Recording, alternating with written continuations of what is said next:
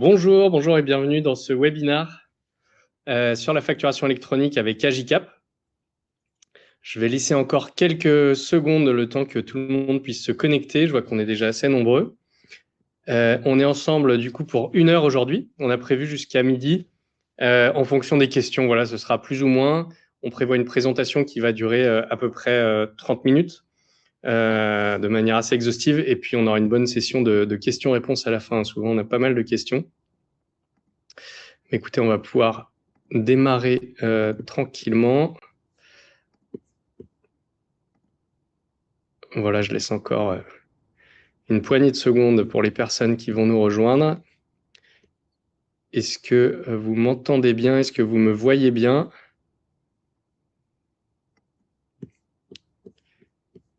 Hop. Bon, pas de retour, donc j'imagine que c'est tout bon, niveau son et image. Super, merci José, impeccable. Je vous prie d'avance de m'excuser, je suis un petit peu enrhumé, donc si je parle du nez, si je me mouche, c'est le petit virus du moment. Mais en tout cas, on va pouvoir démarrer tout de suite. Donc aujourd'hui, je vous présente ce webinaire donc, en tant que responsable marketing sur la plateforme agréée d'Agicap. Et je m'occupe également de l'implémentation de la solution maintenant qu'elle est opérationnelle. Au programme aujourd'hui, donc, on va faire un petit tour de l'actualité sur la réforme. Et puis, le périmètre de la réforme, on va reprendre un peu les basiques pour être sûr que voilà, vous ayez toutes les informations nécessaires. Je vais vous présenter la vision de la réforme de notre côté, hein, Agicap, comment on voit cette réforme au-delà de la conformité réglementaire, le positionnement d'Agicap. Et puis derrière, on aura le temps de prendre des questions-réponses particulières sur voilà, vos cas d'usage, sur les points de la réforme qui seraient encore flous pour vous. N'hésitez vraiment pas. Vous voyez le chat à droite et juste au-dessus, vous avez un petit onglet questions. N'hésitez pas à poser vos questions directement dans cet onglet, comme ça elles remontent facilement de mon côté. Vous pouvez aussi les poser sur le chat, c'est pas très grave, je les ferai remonter. Mais voilà, je les prendrai à la fin de la session. Je vous propose également un petit bouton au-dessus de mon image. Alors, il s'appelle démo facturation. N'hésitez pas à cliquer dessus si vraiment vous êtes intéressé par une démonstration personnalisée rapidement sur l'outil, qu'on puisse vous prioriser derrière si ça vous intéresse d'en savoir plus. Évidemment, ça ne vous engage à rien. Ça vous permet d'étudier un peu une proposition avec vos flux personnalisés. Avant d'entrer dans le vif du sujet, je vous propose un rapide sondage pour voir justement un peu vous connaître aujourd'hui, savoir où vous en êtes. Est-ce que vous avez démarré, voilà, vous avez un onglet sondage qui est apparu à côté du chat. Où en êtes-vous aujourd'hui de votre projet de facturation électronique? Est-ce que voilà, vous démarrez avec ce webinaire, vous n'avez pas vraiment encore commencé? Est-ce que vous comparez déjà des solutions? Vous avez commencé à cartographier vos flux? Est-ce que vous avez éventuellement déjà une solution qui propose l'APA dans votre stack? Dans ce cas, n'hésitez pas à nous le dire dans le chat également. Ou est-ce que si vous avez déjà Agicap, mais en principe, on n'a pas de clients dans ce webinaire aujourd'hui, voilà, est-ce que éventuellement c'est une option qui se présente à vous? Voilà, donc on voit qu'aujourd'hui, vous comparez principalement des solutions. Voilà, donc c'est intéressant, je laisse le sondage tourner, mais ce qu'on voit, c'est que on est majoritairement encore plutôt au début du process. Hein. Vous venez prendre des informations pour voir un peu les propositions de valeur des plateformes agréées. C'est sûr qu'il y en a aujourd'hui plus de 130. Donc j'espère vous apporter ces informations pertinentes aujourd'hui. Eh bien voilà, on va pouvoir démarrer tout de suite par un tour d'actualité et de la réglementation. Donc, pour vous donner d'abord cette information importante, Agicap a bien obtenu l'immatriculation définitive comme plateforme agréée puisque nous avons passé donc tous les tests d'interopérabilité avec le portail public et avec une autre plateforme agréée. Donc, ça a été validé au mois de janvier et on est donc prêt pour la phase pilote. Je vais vous en dire un petit peu plus. Sur le calendrier global, il est vraiment sur les rails. Donc, pour vous donner un peu de visibilité au-delà de la France, la Belgique est entrée dans la phase opérationnelle depuis le 1er janvier. La réforme est entrée en vigueur. Et nous, donc, on accompagne nos clients belges là-dessus. On a pas mal de clients qui sont en émission et réception en Belgique. Et puis, la mise en production côté France est pour très bientôt, puisque pour l'instant, c'est vraiment sur les rails. Le gouvernement est fixe sur la date d'ouverture de la phase pilote pour le 26 février.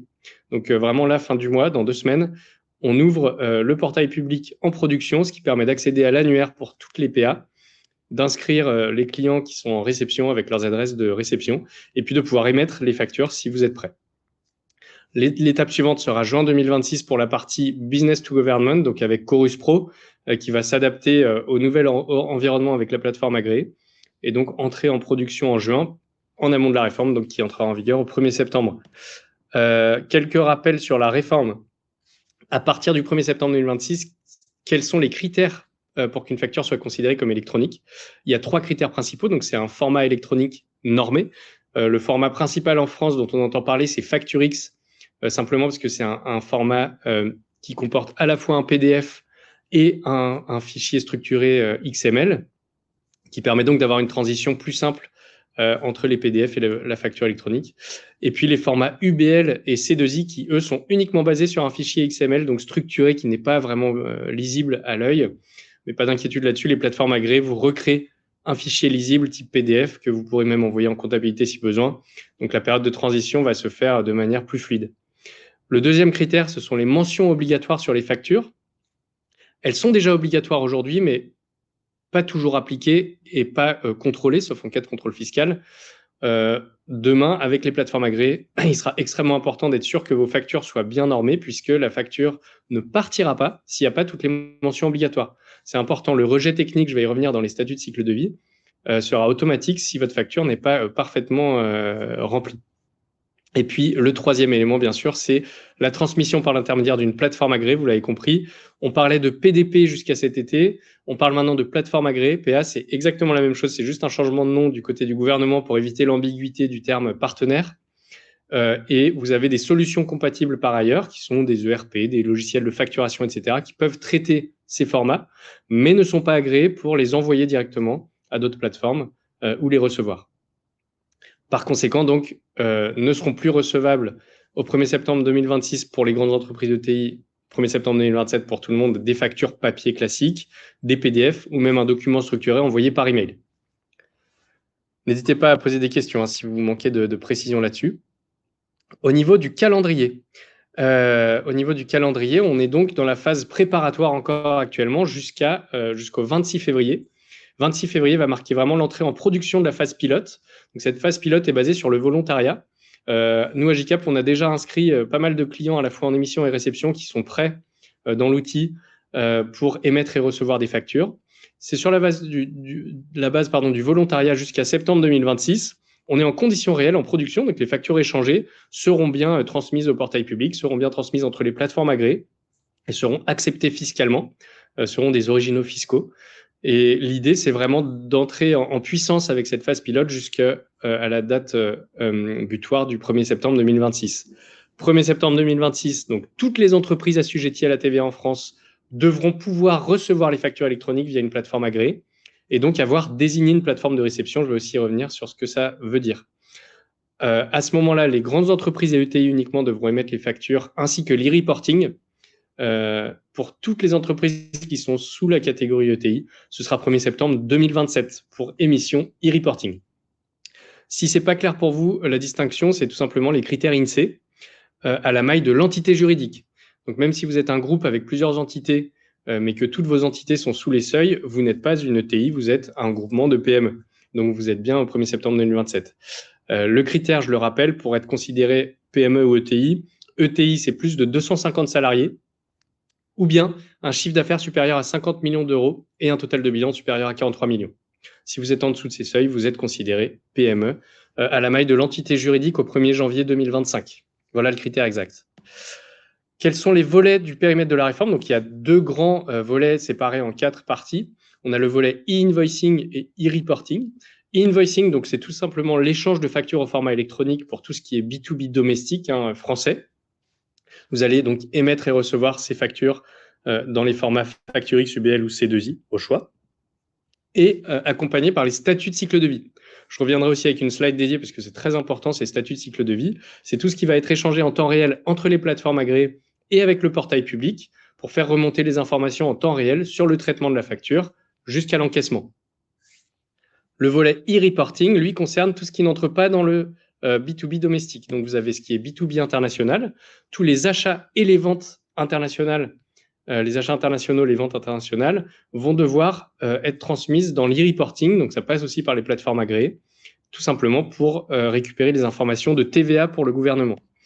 Le B2C également, donc au sens large, c'est toutes les relations commerciales avec les non-assujettis. Là aussi, il faudra déclarer le chiffre d'affaires à la décade ou en tout cas ce qui correspond à votre assujettissement TVA, encore une fois pour des besoins de TVA. Une plateforme de réception. Quelle est la particularité? En effet, le gouvernement met en place un annuaire national qui est vraiment administré par la DGFiP. Ça passe par ce qu'on appelle le portail public de facturation, PPF, qui va donc référencer toutes les entreprises assujetties à la TVA qui doivent passer par la facture électronique.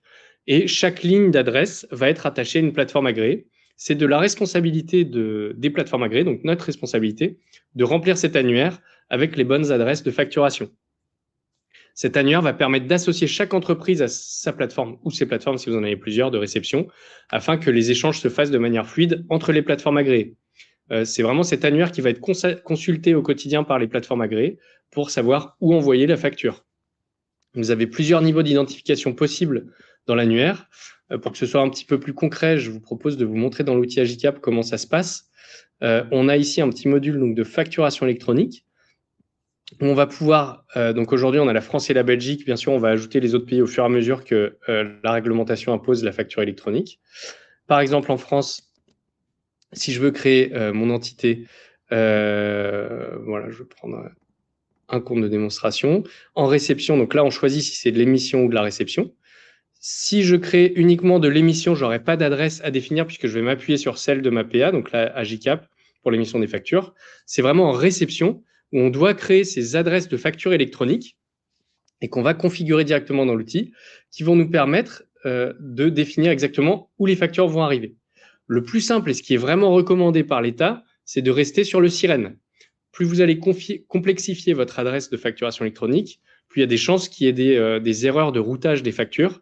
Donc le plus simple, c'est vraiment de rester au SIREN, mais vous avez la possibilité d'être plus granulaire si c'est vraiment un besoin métier chez vous. Donc vous pourrez avoir un SIREN avec un SIRET pour que ça arrive directement au bon établissement, un SIREN et un suffixe, et un SIRET et un ID de routage. Ça, c'est surtout pour les structures publiques, donc ça vous concerne moins, sauf si vous êtes une structure publique. Pour ce qui est SIREN suffixe, il y a des cas d'usage qui sont avancés, et c'est notamment intéressant pour le cas d'usage des notes de frais ou des dépenses professionnelles. Par exemple, dans Agicap, on a le module de gestion des factures fournisseurs. Vous allez recevoir toutes les factures fournisseurs, notamment via le SIREN, par exemple. Mais on a aussi le module de notes de frais ou de gestion des dépenses par carte. Vous allez pouvoir avoir une adresse spécifique type SIREN dépenses, par exemple, comme suffixe, ou SIREN frais, ce qui va permettre à la PA d'Agicap de router directement ces factures dans le module de gestion des notes de frais. Et ainsi, vous avez ces factures qui sont déjà encaissées, que vous pouvez traiter, éventuellement rembourser le collaborateur s'il a avancé les frais, de manière un peu plus simple. Voilà, c'est ce type de cas d'usage qui va vous permettre d'avoir des adresses plus fines. N'hésitez vraiment pas si vous avez des questions là-dessus, je pourrais y revenir en fin de session. Du côté de l'émission, on n'a pas cette notion d'adressage. Voilà, on se repose sur l'adresse de la PA. Il n'y a pas besoin de savoir d'où la facture part, tant que c'est d'une plateforme agréée. Il faut simplement savoir où elle va. Donc, il n'y a pas de désignation officielle requise. On peut changer quand on veut de plateforme d'émission. On peut en avoir une ou plusieurs selon les besoins. Typiquement, si vous travaillez aujourd'hui avec Chorus Pro, vous pourrez continuer à poser des factures sur Chorus Pro. Si vous avez des flux EDI, vous garderez peut-être une PA spécifique sur l'EDI, selon les cas d'usage. Le plus simple, bien sûr, étant de rassembler sur une seule plateforme agréée. Vous avez un seul donc, canal d'échange des factures qui sont toutes ces plateformes agréées interconnectées. Voilà le schéma qui résume vraiment ce fonctionnement à partir du 1er septembre 2026. Vous aurez donc un fournisseur qui va donner ses données de facturation à sa plateforme agréée. La plateforme va vérifier que toutes les données soient présentes, toutes les mentions obligatoires, va vérifier que le format soit bon et qu'il n'y ait pas de virus, etc., avant d'émettre la facture vers, d'une part, la plateforme agréée du client et d'autre part, vers le portail public de facturation. Toutes les factures vont transiter vers ces deux biais. Donc, le portail public centralise vraiment toutes ces données pour l'administration fiscale et vers la plateforme agréée du client pour recevoir la facture, la traiter et échanger ensuite les statuts de cycle de vie. Vous avez donc cet annuaire national qui est centralisé au niveau du portail public qui va permettre d'interconnecter les PA. La plateforme agréée va scanner la facture à l'arrivée avec l'adresse électronique qui s'y trouve. Elle va interroger l'annuaire, trouver l'adresse correspondante et envoyer à la bonne plateforme agréée. Vous n'avez donc rien à faire à ce niveau-là. Quand vous envoyez une facture à votre client, vous enverrez plus tard. Vous n'avez pas besoin de connaître sa plateforme agréée, ça se fait automatiquement. Pour information, je vais y revenir aussi, les plateformes sont interconnectées via le réseau PayPal. C'est un réseau d'interconnexion pour l'échange de factures électroniques et même de formats de documents électroniques plus largement. C'est vraiment l'équivalent de SWIFT chez les banques pour les factures électroniques. Et l'intérêt, c'est que c'est un réseau qui est déjà très adopté au niveau européen, voire mondial, et qui permet d'interconnecter directement toutes les plateformes. Il n'y a pas besoin de développer une connexion avec chacune. Toutes les plateformes aujourd'hui rejoignent le réseau PayPal afin d'être interconnectées. Ça permet également de rajouter un pays plus facilement. Typiquement, la Belgique est uniquement basée sur PayPal. Il n'y a pas d'histoire de plateforme agréée autre. Il faut juste être un point d'accès PayPal. J'espère que c'est clair pour vous. Vous l'avez compris, Agicap est donc une plateforme agréée par l'État. Et la vision qu'on a sur cette réforme, c'est que ça va au-delà de la conformité pure. Cette conformité, si vous la prenez en tant que telle, ça va s'imposer à vous, vous allez la prendre comme une contrainte. Donc ça va vous coûter dans tous les cas trop cher pour un gain qui va être assez minime. On a, nous, évalué les différentes plateformes. Vous en avez aujourd'hui 106 qui sont complètement immatriculées. Vous en avez une trentaine qui ont déposé un dossier, qui sont en attente des tests d'interopérabilité. Mais voilà, vous avez plus de 130 plateformes agréées aujourd'hui. Ça s'est plutôt stabilisé. C'est pas évident de voir dans ce paysage qu'est-ce qui va pouvoir vous apporter de la valeur et quel est le positionnement. Ce qu'on a remarqué, c'est qu'il y a 3 niveaux de positionnement dans les plateformes agréées. Vous avez les plateformes qui proposent uniquement la partie conformité. Donc souvent, ça va être des acteurs historiques de l'EDI, par exemple, de la facture électronique, qui vont mettre cette brique qui est donc indispensable pour la réforme, mais qui ne vont pas aller plus loin. Vous serez en conformité, vous pourrez émettre sur vos factures, ça s'arrête là, il n'y a pas de gain pour votre entreprise. Beaucoup de plateformes agréées se positionnent sur l'échelon suivant, de dire on a cette conformité, mais on va en profiter pour aller automatiser les processus d'achat. Donc vraiment s'inclure dans les process opérationnels quotidiens pour aller automatiser la gestion des factures fournisseurs avec des workflows de validation, avec une automatisation comptable. Voilà, ça va plus ou moins loin selon les solutions, mais c'est ce que beaucoup de plateformes aujourd'hui proposent. Agicap se positionne à un 3e niveau en proposant la conformité, l'automatisation du processus achat, mais Agicap va vraiment exploiter toutes les données qui vont transiter par cette plateforme agréée pour l'utiliser, pour aller améliorer les prévisions de trésorerie et la visibilité vraiment sur le cash, et optimiser également le poste client avec un recouvrement plus fin sur les statuts de cycle de vie, et améliorer tout ce travail en équipe pour prendre des bonnes décisions sur les finances de l'entreprise. Je vais pouvoir vous détailler tout ça. Ce qu'on a remarqué aujourd'hui, c'est que la stack finance de la plupart des équipes finance est fragmentée. Vous avez plusieurs outils qui vous servent à faire la comptabilité, à gérer les dépenses, à faire les paiements. Vous avez votre outil de prévisionnel et en même temps de comparatif réel prévisionnel sur Excel, par exemple. Vous avez vos budgets, c'est un outil de relance client, un outil de démat éventuellement, votre ERP. Tout ça est en fait plus ou moins bien connecté, mais vous n'avez pas une visibilité en temps réel sur tous les flux qui transitent par ces outils. La proposition d'Agicap, c'est de rassembler au maximum ces flux dans un seul outil. Donc, Agicap, on propose donc la gestion du poste fournisseur, gestion du poste client, et la plateforme agréée est donc cette porte d'entrée pour ces postes-là, qui sont nativement reliés à la gestion de trésorerie et à la connectivité bancaire ERP. Donc, on va s'intégrer à tout votre écosystème bancaire et logiciel pour centraliser les flux et prendre les bonnes décisions derrière. On va se connecter à l'ERP ou logiciel comptable si c'est pas le même pour récupérer les données vraiment critiques comme les données de facturation, les données clients, les données des tiers, le plan comptable analytique. Et on va pouvoir renvoyer un journal d'achat, un journal de banque et les factures rapprochées des commandes si besoin pour aller lettrer la comptabilité, faciliter la clôture des commandes dans l'ERP. Concrètement, pourquoi ce serait intéressant de choisir Agicap pour vous si vous avez ces enjeux-là comme plateforme agréée? Au niveau de la couverture fonctionnelle purement pratique de la plateforme agréée en tant que telle, on a la conformité évidemment, donc c'est le socle minimum pour être une plateforme agréée. On est conforme pour être invoicing et reporting, envoyer, recevoir vos factures et les reporting TVA. Au-delà de ça, on va inclure l'archivage légal. Toutes les factures qui vont transiter par notre plateforme agréée vont être stockées dans un coffre-fort numérique avec valeur probatoire horodatée pour 10 ans. Donc, vous n'avez pas besoin de les stocker par ailleurs. On se charge de ça pour vous. Ça, c'est un vrai service en plus puisque ce n'est pas dans le champ des obligations des plateformes agréées. Donc, à bien vérifier dans votre comparatif de PA. Le 3e point, c'est les formats de factures. On va vous permettre de transformer les factures en format du SOC si votre logiciel de facturation n'est pas compatible. Donc, typiquement, si vous avez un ERP qui n'est pas sur la dernière version, si vous avez un logiciel de facturation métier un peu particulier, qui ne s'est pas positionné sur la réforme ou pas encore, on va pouvoir vous permettre cette transition plus facilement en récupérant un fichier JSON ou CSV pour le transformer de notre côté en format du socle avant de l'émettre. De la même manière, et ça normalement toutes les PA doivent le faire, en réception, on va évidemment aussi transformer un fichier qui serait 100% structuré dans un format lisible PDF que vous pourrez aussi partager avec la comptabilité, etc.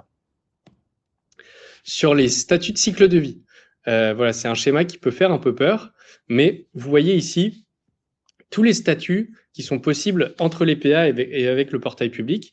Vous en avez 4 qui sont obligatoires, donc je vais plutôt insister sur ceci. C'est déposer, rejeter, refuser, encaisser. Ce sont ces 4 statuts qui sont émis vers le portail public en plus de la plateforme agréée de votre fournisseur.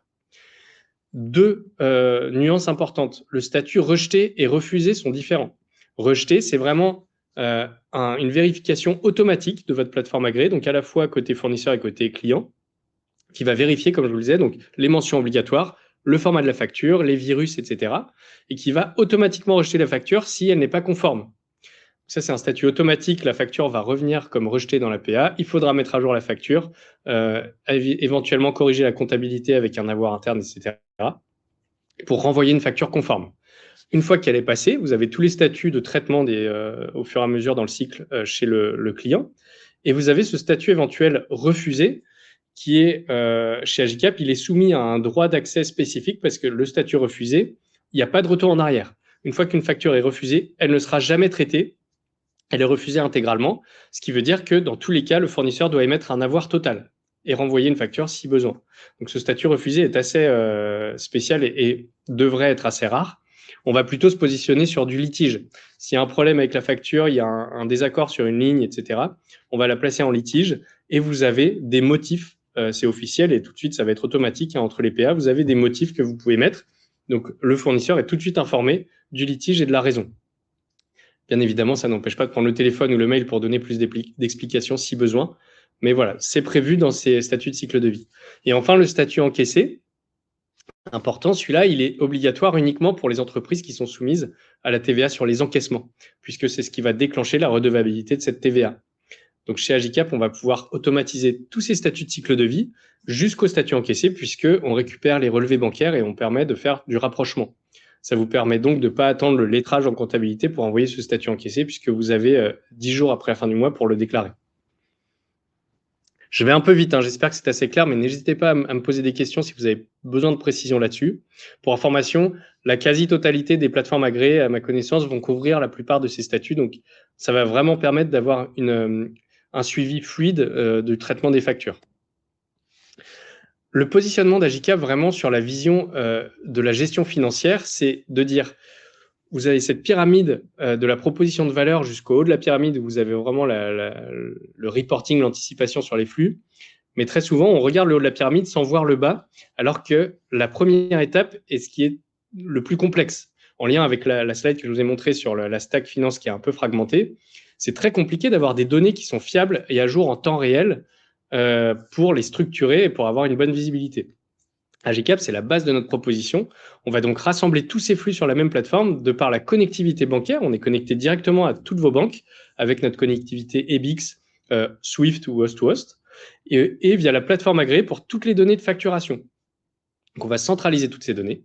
Ça va nous permettre d'accéder à un deuxième étage. On va faire ce rapprochement automatique qui est assisté par IA où vous allez juste vérifier le rapprochement. Ça va permettre de remplir le journal de banque avec tous les comptes de contrepartie et tout qui se remplit aussi automatiquement selon ce que vous aurez défini en amont au paramétrage de l'outil et de déclencher le lettrage dans votre ERP. Donc tout est automatisé, fiable et basé sur des données qui sont centralisées. Le troisième étage qui est permis par cela, c'est vraiment l'efficacité opérationnelle de vos équipes, autant sur le poste fournisseur avec le purchase to pay de la demande d'achat au paiement, que le poste client depuis l'envoi des factures jusqu'au recouvrement, avec toute cette automatisation comptable et les arbitrages de campagne de paiement pour la partie trésorerie. Et in fine, grâce à tout cela, vous avez une visibilité globale qui est très bonne sur tous vos flux financiers et surtout sur votre trésorerie à venir avec les encaissements, décaissements, des prévisions qui sont fiabilisées, des tableaux de bord de reporting qui sont très intuitifs et automatisés pour tous les besoins de reporting via des fonds ou une banque par exemple, et pour analyser tous vos flux pour prendre des bonnes décisions. Pour résumer, les 3 piliers des principaux avantages de choisir un TMS. Donc TMS, c'est Treasury Management System, c'est un outil de gestion de trésorerie comme plateforme agréée. De fait de la connectivité bancaire, on va avoir des prévisions de trésorerie plus précises. On va mettre à jour en continu les prévisions de trésorerie selon des événements réels. On ne va pas juste se baser sur des échéances théoriques qui sont les dates d'échéance des factures. On va anticiper les flux dès l'engagement côté fournisseur ou dès l'émission de la facture côté client. Et c'est automatiquement, je vais vous montrer des slides après très concrètement comment ça se passe, ça va être ajusté à chaque étape du traitement de la facture, autant côté client avec le recouvrement que côté fournisseur. Au fur et à mesure des workflows de validation, on met à jour la gestion de trésorerie en direct. In fine, on a une fiabilité qui va être accrue sur les encaissements avec les statuts de cycle de vie qui vont nous permettre de dire une facture, par exemple, qui a été validée, elle a plus de chances d'être encaissée à la date prévue qu'une facture qui est encore non traitée. Le deuxième pilier, ça va être l'automatisation comptable grâce à cette connectivité bancaire. On va pouvoir automatiser toute la partie journal d'achat, journal de banque et donc le lettrage in fine dans votre ERP logiciel comptable. On va pouvoir simplifier ce rapprochement bancaire en fin de mois puisque les écritures bancaires sont générées à partir du relevé de banque. On reçoit tous les relevés de banque et non pas, comme vous pouvez peut-être le faire aujourd'hui, à partir de l'export du fichier de paiement. Dès que vous exportez de paiement, ça va lettrer la compta, ce qui veut dire que vous n'avez pas de certitude que le décaissement va être vraiment fait. Nous, c'est le relevé bancaire. Votre rapprochement en fin de mois est beaucoup plus juste. Et enfin, les équipes recouvrement, soit le credit management ou les ADV, ont accès à cette réconciliation pour accélérer le processus, permettre d'une part de déclencher le statut encaissé sans attendre, de savoir quel client est encore à recouvrer ou pas, et de faciliter le lettrage côté comptabilité. In fine, vous avez cette plateforme qui permet la communication autant interne qu'externe au service de la performance de toute l'équipe finance. Donc, chaque personne, chaque membre de l'équipe finance a un accès, le bon accès à la bonne information au bon endroit et au bon moment dans Agicap, sans devoir solliciter les autres, attendre l'information de la compta, fournisseur ou client, etc.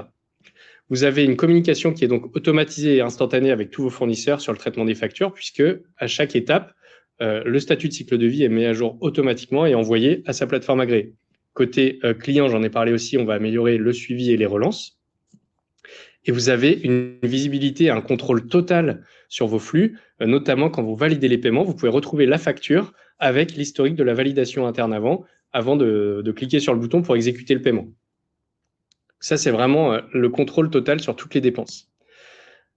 Pour vous donner un regard un petit peu plus macro, on a un positionnement qui est européen.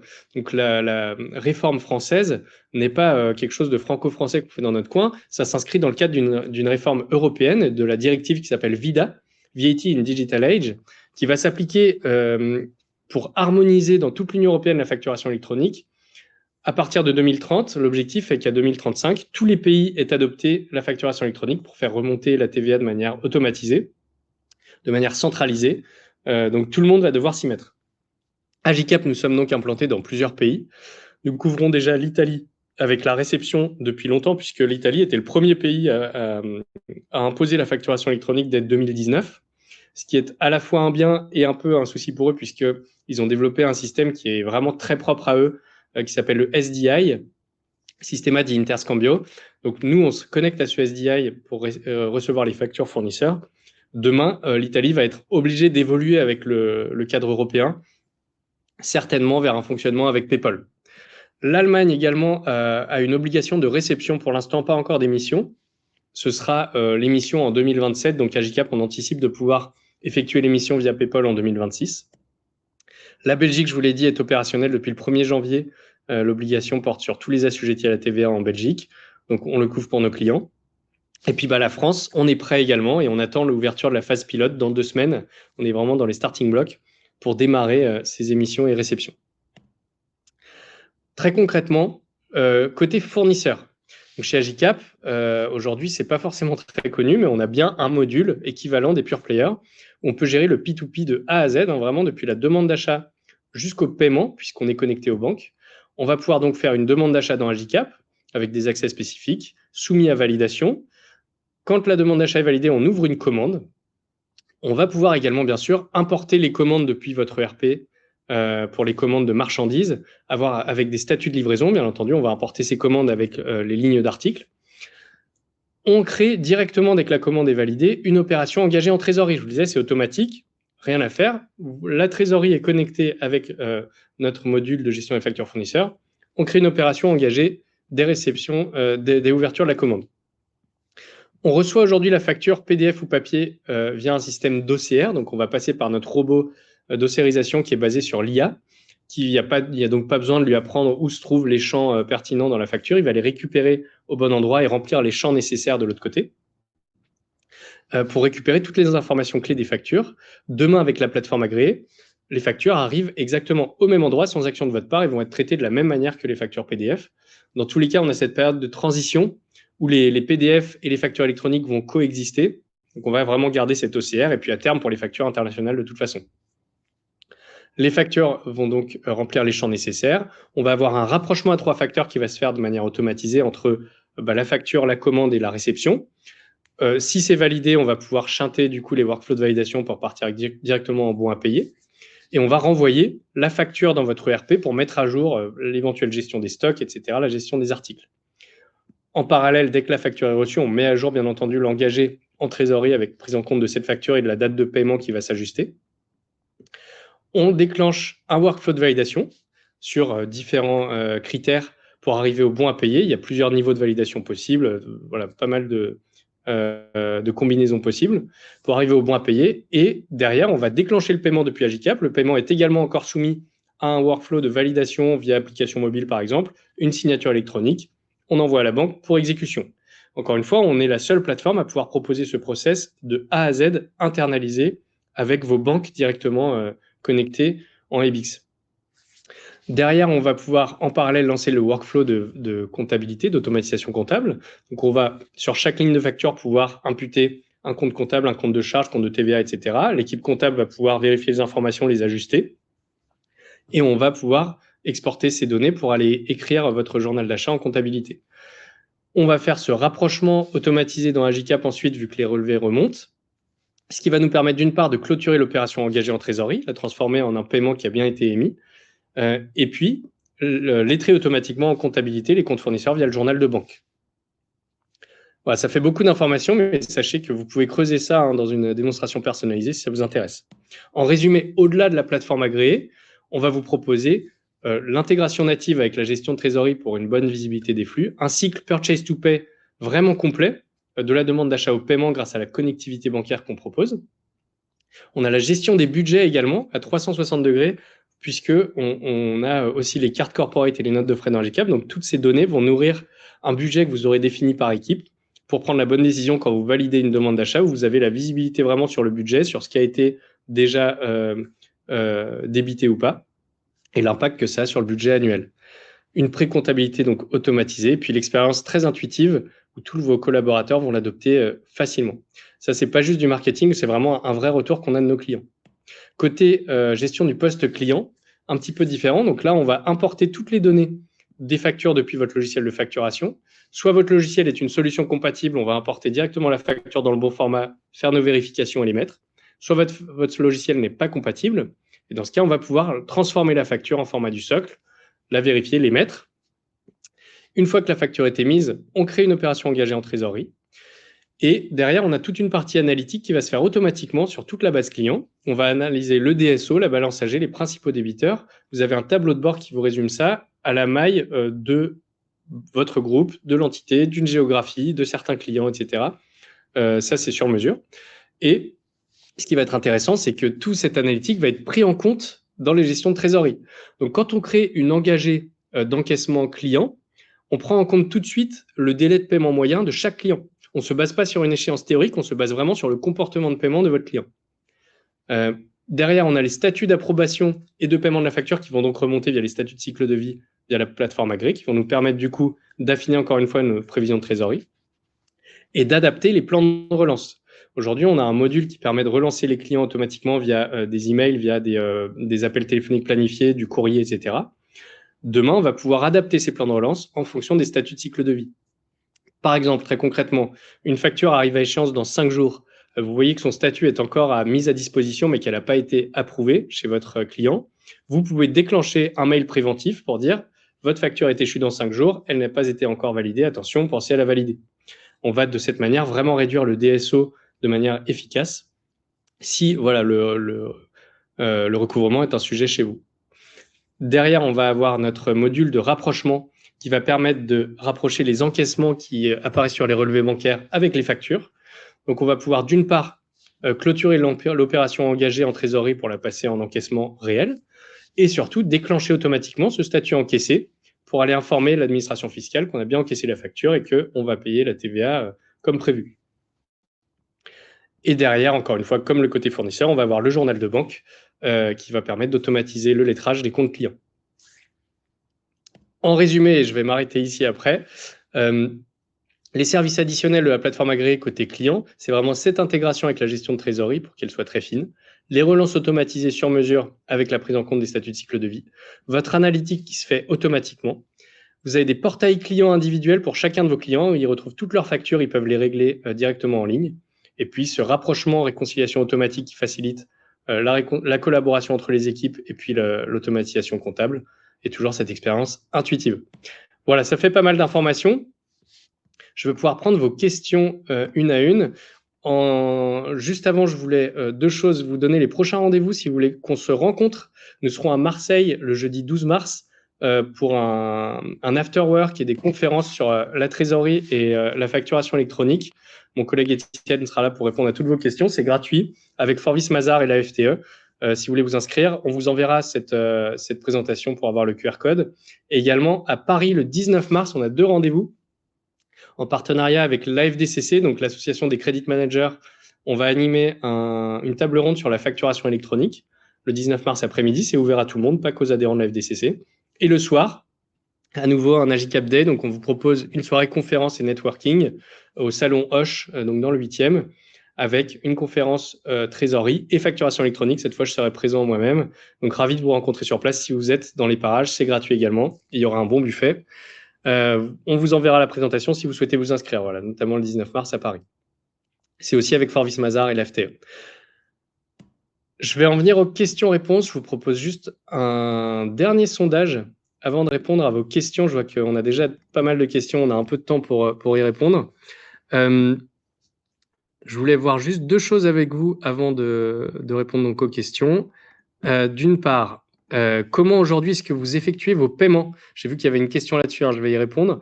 Comment est-ce que, vous gérez vos factures fournisseurs aujourd'hui? Est-ce que vous êtes encore sur papier? Est-ce que vous les gérez via Excel, dans un ERP ou un outil dédié, Purchase to Pay éventuellement? N'hésitez pas à nous dire dans ce cas le type d'outil dans le chat. À noter du coup que si vous gérez vos factures encore aujourd'hui en papier ou Excel, dans des process qui sont pas très digitalisés, vous allez avoir un gain vraiment très fort avec cette réforme si vous allez plus loin que la simple conformité. Donc, je vois qu'il y en a encore pas mal qui gèrent dans l'ERP, c'est très bien. Outils dédiés, très bien. Use, très bien. On le rencontre beaucoup, Use. Effectivement, on l'a souvent dans les comparatifs avec Agicap. Excellent. Merci pour vos réponses. Je vous propose une dernière question et puis après, je vais passer aux réponses. Comment est-ce que vous effectuez aujourd'hui vos paiements fournisseurs? Est-ce que typiquement, donc j'ai déjà vu une question, j'ai vu que quelqu'un utilisait Suite Entreprise. Est-ce que vous payez via votre ERP, sur les portails bancaires directement? Est-ce que vous avez déjà un TMS, un outil de gestion de trésorerie qui fait les paiements? Ou est-ce que vous avez un autre outil, typiquement comme Suite Entreprise, un outil multibancaire pour faire vos paiements? Voilà, puisqu'Agicap notamment centralise donc la connectivité bancaire d'une part pour les relevés, mais également les paiements. Donc ça peut être intéressant. Voilà, donc je vais laisser ouvert si vous voulez continuer à répondre, mais je vois que c'est principalement via l'ERP ou encore sur les portails bancaires, donc de manière assez manuelle. Je vais prendre donc les questions les unes après les autres. N'hésitez pas à continuer à les envoyer. Alors, première question de Jonathan. Je n'aurai qu'une question qui viendra peut-être plus tard, c'est la synchro avec PayPal pour recevoir les factures en Belgique. Effectivement, vous avez dû poser cette question au début, Jonathan. Comme je disais, on est donc à un point d'accès PayPal, c'est officiel, et on est sur la liste des logiciels approuvés en Belgique. On est donc live sur la Belgique depuis décembre, en amont de la réforme. On peut émettre et recevoir les factures électroniques en Belgique pour tout ce qui est domestique. Sans problème, on a déjà reçu des centaines de factures et envoyé également. Donc, on peut en parler sans problème, Jonathan. Et également, j'en profite, PayPal, vous l'avez compris, donc c'est un réseau mondial. C'est ce qui va nous permettre derrière d'ouvrir un autre pays beaucoup plus facilement dès que le réseau PayPal sera opérationnel dans ce pays. Ma question est pour l'international. Effectivement, donc aujourd'hui, nous, on est point d'accès PayPal pour la Belgique, pour la France. Demain, l'Allemagne va sûrement s'y mettre via PayPal, ça reste encore à confirmer. Mais nous, on va pouvoir l'être du coup facilement. Et on va ouvrir de plus en plus de pays au fur et à mesure que la législation va l'imposer.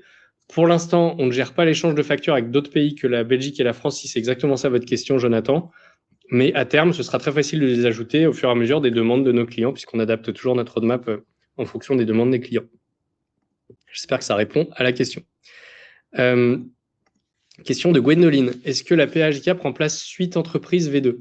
Tout à fait, Gwendoline.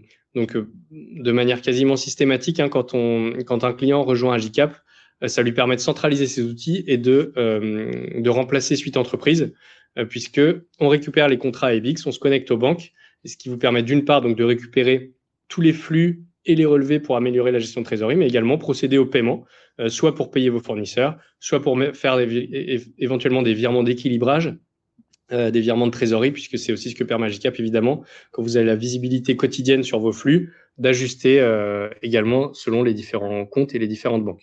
Donc, on remplace bien sûr les outils multibancaires. Ah oui, Jonathan, vous avez posé la question différemment. Est-ce que les émetteurs français pourront envoyer électroniquement leurs factures aux Belges et Allemands et les recevoir? Ah oui, pardon, donc je n'avais pas compris la question comme ça. Ce n'est pas prévu pour le moment dans les cas d'usage tout de suite, puisque l'obligation est uniquement sur le domestique. C'est prévu à terme. Donc nous, chez AJCAP, on se concentre d'abord sur la conformité domestique, donc en Belgique, en France. Mais évidemment, je vous dis une bêtise d'ailleurs, pardon, effectivement, c'est possible. À partir du moment où on est point d'accès PayPal, il suffira de renseigner la bonne adresse de facturation dans la facture. Effectivement, dès l'ouverture, vous pourrez envoyer des factures électroniques aux Belges ou aux Allemands, si bien sûr ils sont prêts de leur côté, d'accord pour recevoir. C'est tout à fait possible. Ça passe par PayPal directement. En fait, à ce moment-là, ça va simplement pas partir vers le portail public puisque c'est pas français. Et pour ça, on va se baser sur le numéro de TVA. Ça va nous permettre de router au bon endroit. Donc, c'est tout à fait possible, autant pour moi. Question de Claudia. Quelle est votre expérience avec les ONG? Alors, on a pas mal d'ONG, d'associations qui sont clientes AJCAP. On a l'association Vista, l'œuvre d'Orient, enfin, je peux en citer plusieurs, qui sont assez connues. Ça fonctionne très bien. Simplement, pour vous préciser, si vous êtes une ONG, vous avez donc un statut d'association. Donc, à vérifier, j'imagine que vous le savez, mais si vous n'êtes pas assujetti à la TVA, vous n'êtes pas concerné par la réforme. Et dans ce cas, vous avez plusieurs choix qui s'ouvrent à vous. Soit vous décidez quand même de désigner une plateforme agréée parce que vous souhaitez passer à la facture électronique et selon les plateformes, ce sera possible tout simplement en passant, comme la question de Jonathan, en fait, comme si vous étiez une entreprise étrangère, belge ou autre, et qui souhaite recevoir des factures électroniques. Mais ça va passer via PayPal uniquement et pas par le portail public, puisqu'il n'y a pas de déclaration de TVA à faire. Soit vous continuerez à travailler avec du PDF et dans tous les cas, toutes les entreprises seront obligées d'avoir ce double fonctionnement entre les factures B2C et puis internationales. Donc ça, ce sera vraiment un choix arbitré de votre côté. Ce qui se dessine, c'est que la majorité des non-assujettis, donc des associations, vont quand même adopter une plateforme agréée pour faciliter les relations avec les fournisseurs et les clients dans cet écosystème global de facturation électronique. On va y aller petit à petit. Question de Laurence. Comment cela se passe pour le circuit de validation des factures fournisseurs? Eh bien, je peux vous montrer directement dans l'outil si ça vous intéresse d'en voir un petit peu plus. Aujourd'hui, on a des workflows d'approbation qui sont sur mesure dans AJCAP. En fait, vous avez plusieurs choix. Donc, je vais vous repartager mon écran pour que ce soit plus simple. Vous avez plusieurs critères pour la validation des factures. Alors, pardon, je vais y arriver. Voilà, je vais aller sur AJCAP. Donc, vous avez déjà, quand vous avez un bénéficiaire, vous avez des automatisations sur ce bénéficiaire. Donc, les automatisations précomptables qui vont permettre de remplir automatiquement les comptes fournisseurs qu'on ne charge de TVA, etc. Le moyen de paiement, donc ça, c'est une part des automatisations. Ensuite, vous avez les workflows de vérification des factures particulièrement, où vous avez plusieurs workflows possibles. Vous créez un workflow à chaque fois, vous lui donnez un nom et vous allez sélectionner différentes conditions qui peuvent se cumuler. sur le montant, sur le bénéficiaire, sur le centre de coût que vous aurez défini ou la nature. Et bien sûr, ils peuvent se cumuler. Donc, vous allez dire, pour les factures qui sont par exemple strictement supérieures, alors supérieures ou égales à 10 000 euros, je souhaite également, uniquement pour ce bénéficiaire, avec la condition sur le centre de coût par exemple de l'IT et pour l'achat de logiciels, si on veut aller vraiment de manière très précise, je veux dire, voilà, pour des logiciels, eh bien, je veux que ce soit Alex qui valide les factures dans un premier temps, puis Alessio.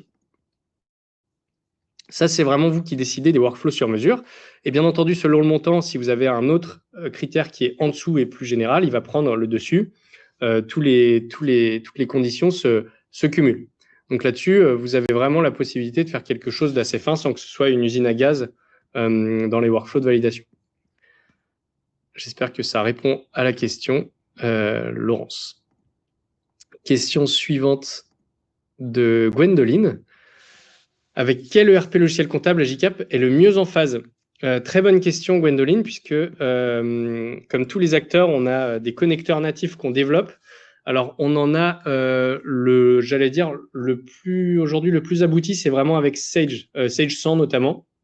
On a un connecteur qui permet vraiment plug and play, vous le branchez, vous avez toutes vos données comptables qui vont remonter, on va partager le journal d'achat, etc. Enfin, tout est automatisé. Après, globalement, l'écosystème Sage, on est bien interconnecté. On est en train de développer vraiment un connecteur maison avec NetSuite et SAP S/4HANA.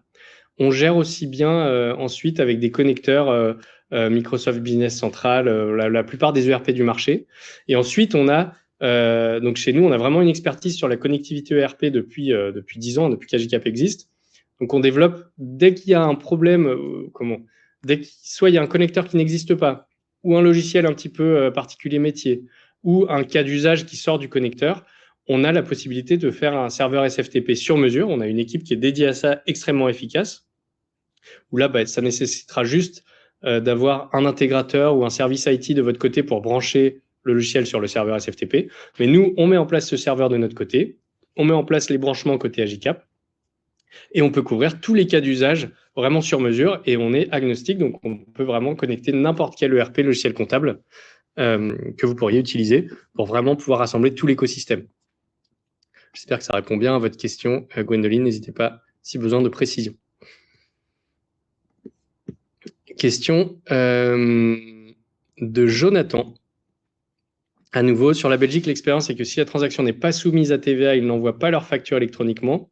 Exemple, frais d'assurance soumis à TVA, PayPal, prime d'assurance non soumis à TVA, email. Pareil pour les banques. Oui, tout à fait.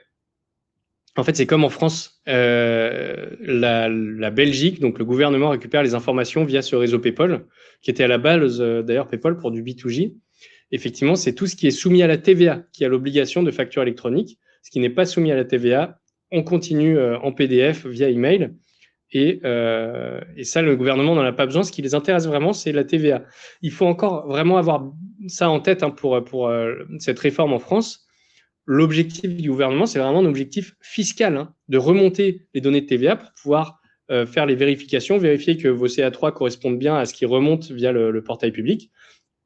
Et à terme, le gouvernement d'ailleurs a annoncé qu'il pourrait automatiser le remplissage des déclarations de TVA. Vous n'aurez plus de CA3 à faire dans quelques années. Vous aurez juste à aller vérifier sur le site des impôts si la déclaration est bonne, à valider ou corriger éventuellement. Mais le but, c'est vraiment de centraliser ces informations pour automatiser à terme. Donc, en Belgique, effectivement, c'est le cas. Tout ce qui est soumis à la TVA passe par facture électronique. Ce qui ne l'est pas, ne l'est pas. En France, ce sera le même fonctionnement, Jonathan.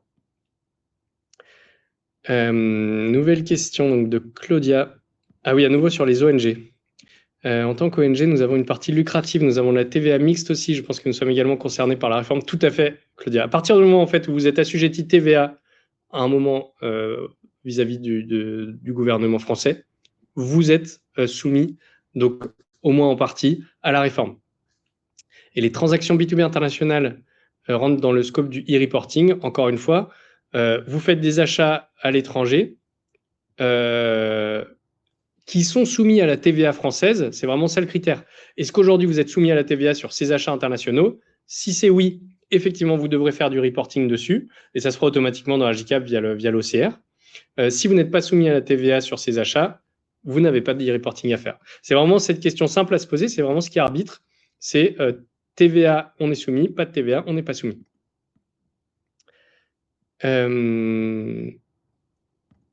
Question d'Aminata. Êtes-vous connecté à SumUp? Oui, tout à fait. On a plusieurs clients qui sont connectés à SumUp et pour ça, on n'a pas de connecteur natif à SumUp, mais un serveur SFTP fonctionne très bien. Question de Laurence concernant le coût de la PA. Quel budget prévoir pour quel volume de factures réceptionnées? Alors, je n'ai pas une slide là-dessus précise. Je peux vous donner des ordres d'idées. En fait, ça va dépendre du nombre d'entités que vous avez et surtout du volume de factures. Mais globalement, pour nos coûts, en fait, la plateforme agréée, elle est pas uniquement, vous l'avez compris, une plateforme de conformité. Donc, on ne vend pas la plateforme agréée en tant que telle toute seule. On vend la plateforme agréée soit avec le module de gestion des factures fournisseurs, soit avec le module de gestion des factures clients à minimal analytique. Et après, on a des options, bien sûr, si vous avez besoin d'avoir les commandes, le rapprochement à 3 vecteurs, côté réception ou côté émission, d'avoir du recouvrement sur les clients. Mais pour information, en abonnement mensuel, on commence à 99 € sur la partie fournisseur pour vraiment le pack essentiel sur la gestion des factures fournisseurs avec les workflows de validation. Ça inclut bien sûr les paiements, la connectivité bancaire, ça inclut tout ça pour 50 factures par mois. Et on va jusqu'à un nombre illimité de factures. Ça peut monter beaucoup plus haut, mais ça dépend vraiment du nombre de factures que vous avez. À titre d'information, par exemple, pour 500 factures par mois, vous serez autour de 500-600 € par mois. Ça reste affiné selon le nombre d'entités, le périmètre, le nombre de banques à connecter, etc.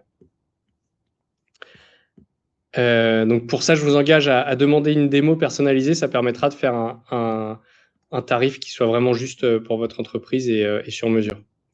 Gwendoline, si j'ai bien compris, la PHGAP remplace également Use. Alors, il faut bien différencier deux choses, Gwendoline. D'une part, la partie purement plateforme agréée qui est conformité et donc tout ce que j'ai présenté, ce qui va en plus. Effectivement, Use est sur le même positionnement que nous sur cette partie gestion des factures fournisseurs. Alors, il y a plusieurs choses à prendre en compte vis-à-vis de Use, par exemple. Use est un outil qui est à la base, c'est un pure player, hein, c'est vraiment un outil qui est dédié sur la gestion du poste fournisseur. Donc, si vous recherchez un outil qui est extrêmement abouti là-dessus, qui a une profondeur fonctionnelle très profonde, des workflows de validation très complexes, eh ben, on n'est pas vraiment équivalent, c'est-à-dire qu'on va avoir une profondeur fonctionnelle un petit peu moindre. Mais en fait, certains clients viennent plutôt chez nous que chez Use parce qu'ils trouvent justement que les workflows sont une usine à gaz, que c'est un peu compliqué à mettre en place, que l'interface n'est pas très intuitive. Ils vont venir chez nous pour ces raisons. Donc, ça va vraiment dépendre de vos attentes et de vos besoins. Nous, on envoie régulièrement des clients à Use si on n'est pas pertinent, si c'est trop complexe, mais certains clients aussi viennent chez nous plutôt pour la partie intuitivité, simplicité d'utilisation, etc. Mais effectivement, on peut remplacer Use sur la gestion des factures fournisseurs. Et comme vous l'avez compris, on va un petit peu plus loin, puisque Use n'est pas connecté aux banques. Donc, vous n'avez pas la partie paiement en bout de chaîne, vous n'avez pas la partie réconciliation, enfin rapprochement facture, relevé bancaire, etc. Mais voilà, sur toute la partie workflow d'approbation, automatisation comptable, tout à fait, on est compétitif face à Use. Voilà, j'arrive au bout des questions, je crois. Encore une fois, je vous engage à venir nous rencontrer sur les événements. Si vous êtes dans les parages à Marseille le 12 ou à Paris le 19 mars, on se fera un plaisir de répondre à vos questions en direct pour creuser un peu ces sujets. N'hésitez pas également à discuter avec nos commerciaux qui sont très sympathiques et qui pourront donc vous proposer une étude sur mesure avec vos flux, avec vos ERP, vos outils pour vous faire une proposition personnalisée. S'il n'y a pas d'autres questions, on peut en rester là pour aujourd'hui. Je vous remercie pour votre écoute. Et puis, j'espère vous retrouver bientôt sur l'un de nos événements ou sur Agicap. Très bonne journée à vous. Au revoir.